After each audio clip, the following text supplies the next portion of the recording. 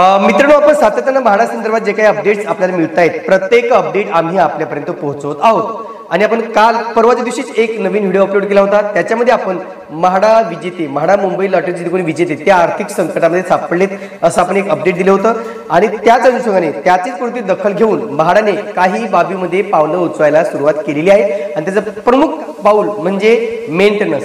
जे काही मेंटेनन्स आहे, मुंबई लॉटरीतील विजेते जे कोणी आहेत, ज्यांना ओसी आलेले तेथील विजेत्यांना मेंटेनन्स भरायला म्हाडाने सुरुवात केलेली किंवा मेंटेनन्स संदर्भात अपडेट द्यायला सुरुवात केलेली आहे। इन शॉर्ट आपण म्हणू शकतो की पोझिशनच्या दृष्टीने पावले टाकायला सुरुवात केलेली आहे। आणि या संदर्भात आज आपण नेमकं मेंटेनन्स संदर्भात काय काय क्वेरी आहेत, नेमकं गोरेगाव या ठिकाणी जे काही स्कीम कोड क्रमांक 412 आहे, 416 आहे, येथील मेंटेनन्स कमी आहे आणि विक्रोळी येथील 415चं मेंटेनन्स जास्त आहे, याच्यामध्ये काय कारण आहेत किंवा इतर जे काही मेंटेनन्स संदर्भात क्वेरीज आहेत त्याच्या संदर्भात आज आपण सविस्तर माहिती पाहणार आहोत। नमस्कार मित्रांनो, कसे आहात सगळे? मजेत ना? स्वागत आहे आपल्या सर्वांचं या YouTube चॅनलवरती, ज्याचं नाव आहे RK प्रॉपर्टी न्यूज।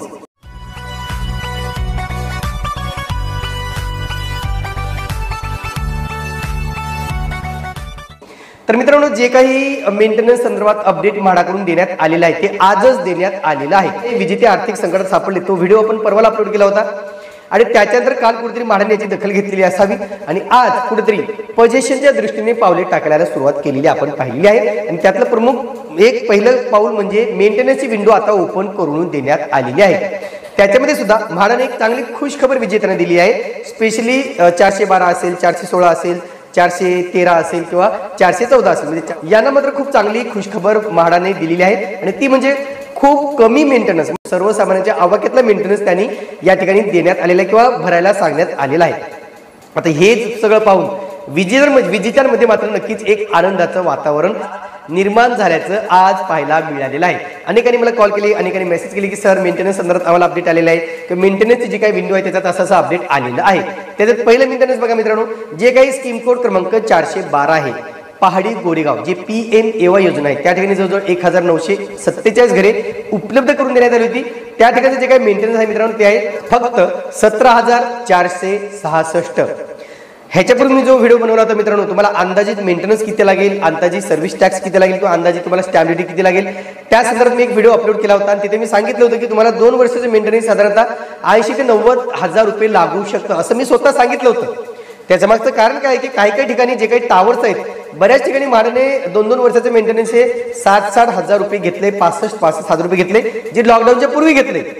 आणि त्याचाच एक रेफरन्स घेऊन, त्याचाच एक संदर्भ घेऊन मी असं सांगितलं होतं की तुम्हाला नक्कीच 80 ते 90 हजार तुम्हाला 2 वर्षाचं मेंटेनन्स येऊ शकतं, म्हणजे एका वर्षाचं साधारणतः 40 ते 45 हजार येऊ शकतं। पण हे सगळे अंदाज खोटे ठरवत म्हाडाने फक्त 17,460 एवढंच एका वर्षाचं मेंटेनन्स ठेवण्यात आलेलं आहे। आणि त्याच्यामुळे ही जे काही मेंटेनन्स आहे ते खूप चांगलं आहे, ओके आहे की सगळ्या विजेत्यांना परवडेल असं हे मेंटेनन्स या ठिकाणी देण्यात आलेलं आहे। दुसरा मित्रांनो, स्कीम कोड क्रमांक 414 येथील जे काही मेंटेनन्स आहे, आता मला जे काही अपडेट मिळाले त्याच्यानुसार मी सांगतो मित्रांनो, मेंटेनन्स 14,944 सांगण्यात आलेलं आहे, 14,944। पण तिथेच स्कीम कोड क्रमांक 415 मध्ये मात्र खूप मोठा गोंधळ आहे। खूप विजेते नाराज आहेत की कारण त्यांना जे काही मेंटेनन्स देण्यात आलेला आहे ते तब्बल 40,800 एवढं मेंटेनन्स आकारण्यात आलेलं आहे। आणि म्हणून तेथील विजेते नाराज आहेत। अनेकांनी मला कमेंट्स केले की सर हे कारण काय आहेत, तर तशी कारणे मी म्हाडातून जाणून घेण्याचा प्रयत्न सुद्धा केलेला आहे मित्रांनो। तर मला नेमकं काय कारणे मिळाली, तर जे काही स्कीम कोड क्रमांक 414 आहेत त्या ठिकाणी हायड्रॉलिक पार्किंगचा विषय नाहीये, पण स्कीम कोड क्रमांक 415 मध्ये हायड्रॉलिक पार्किंग देण्यात आलेली आहे आणि त्याच्यामुळे कुठेतरी तेथील मेंटेनन्सचा खर्च हा वाढल्याचं मला समजलेलं आहे। म्हणून जे कोणी स्कीम कोड क्रमांक 415चे विजेते आहेत त्यांना मात्र नक्कीच हे कारण माहिती असणार की नेमकं हे जे काही कारण मला कळाले, समजले, तर ते आहे की असं की हायड्रॉलिक पार्किंग अशी व्यवस्था त्या ठिकाणी देण्यात आली असल्यामुळे हे मेंटेनन्स वाढवलेलं आहे किंवा 40,000 रुपये भरावं लागणार आहे।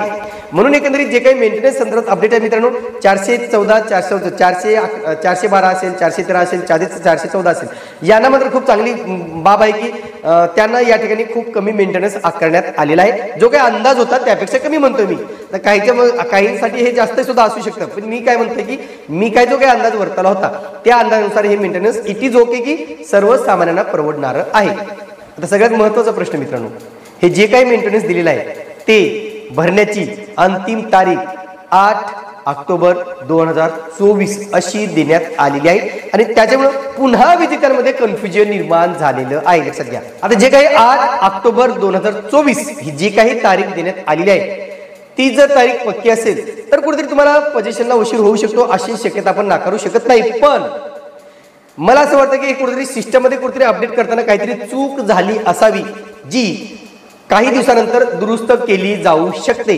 कारण 1 वर्षानंतर मेंटेनन्स तुम्हाला भरायला सांगितलं जाऊ शकत नाही. कारण 412 असेल 413 काही इमारती असतील त्यांना ओसी आलेली आहे आणि त्यांचं पोझिशन विदिन 1 or 2 मंथ म्हणजे 1 ते 2 महिन्यात होणं आवश्यक आहे. कारण बऱ्याच जणांनी होम लोन केलेले आहेत, बऱ्याच जणांचे हप्ते सुरू झालेले आहेत आणि अशा केसमध्ये 8 ऑगस्ट 2024 ही जी काही तारीख आहे याची सुद्धा म्हाडाने नोंद घ्यावी की जी काही तारीख तुम्ही दिलेली आहे कदाचित तारीख सिस्टम अपडेटेड असल्यामुळं किंवा जे ज्यांना ओसी आलेली नाहीये किंवा जे लास्ट ओसी असेल लास्ट ओसी जी काय असेल त्यांना त्या अनुषंगाने हे अपडेट केलं जाऊ शकतं. म्हणून कुठेतरी जी काही तारीख देण्यात आलेली आहे 8 ऑक्टोबर 2024 त्या तारखेमध्ये सुद्धा लवकरच चेंजेस केले जाऊ शकतात. जे कोणी 412 आहे किंवा 413 आहे यांच्या बाबतीत मी सांगतोय. म्हणून एकंदरीत विजेत्यांमध्ये चांगलं वातावरण आहे, खुश आहे की आता कुठेतरी मेंटेनन्स आलेला आहे, ज्याचा अर्थ पोझिशनची प्रक्रिया कुठेतरी सुरू करण्यात आलेली आहे. आणि म्हणून कुठेतरी आता जी काही पोझिशन होणार आहे ते नक्कीच दिलेल्या कालावधीमध्ये म्हणजे डिसेंबर दिवाळीपर्यंत काही जणांचं पोझिशन होऊ शकतं जर म्हाडाने तसं ठरवलं तर. कारण ज्यांनी आता अनेकांनी हेही प्रश्न विचारला की सर आम्हाला तर ती विंडोज ओपन होत नाही मेंटेनन्सची. बघा 25% रक्कम भरल्यानंतर 75% रक्कम जी आहे त्यासाठी विंडो ओपन होईल. 75% रक्कम भरल्याच्या नंतर तुम्हाला मेंटेनन्सची विंडो ओपन होणार आहे आणि त्याच्यानंतर मग तुम्हाला स्टॅम्प ड्युटी रजिस्ट्रेशन या बाबतीत माहिती मिळणार आहे. म्हणून आता स्टॅम्प ड्युटी बाबत जे काही मी सांगितलं की PMAY घरे आहेत तर नक्कीच तुम्हाला फक्त 1000 रुपये स्टॅम्प ड्युटी लागणार आहे. बाकी स्टॅम्प ड्युटी बाबत टेन्शन घेण्याची गरज नाही. आणि जे काही रजिस्ट्रेशन फीस आहे ती तुम्हाला 30,000 रुपये लागणार आहे. म्हणजे फक्त स्कीम कोड क्रमांक 412चं घर तुम्हाला 3,88,000 रुपयामध्ये मिळणार आहे. मी असा अंदाज घेतला होता की साधारणतः 31 ते 32 पर्यंत जाऊ शकतं, पण आता तोही अंदाज खोटा ठरलाय आणि म्हणून आता कुठेतरी विजेत्यांना खरंच एक सुखद धक्का दिला असं आपण म्हणू शकतो. फक्त एवढंच मित्रांनो की लवकरात लवकर PMAY ची प्रोसेस असेल, पोझिशनची प्रोसेस असेल, जे काही बाकीची प्रोसेस असेल ती लवकरात लवकर प्रोसेस पूर्ण करून विजेत्यांना त्यांच्या हातामध्ये चाबी देण्यात यावी, जेणेकरून त्यांच्या हक्काच्या घराचं स्वप्न हे पूर्ण झाल्याचा आनंद त्यांच्या चेहऱ्यावरती ओसंडून वाहील. तुर्तास मित्रांनो इथेच थांबतो. पुन्हा भेटूया एका नवीन व्हिडिओसह. तोपर्यंत आपली रजा घेतो. धन्यवाद.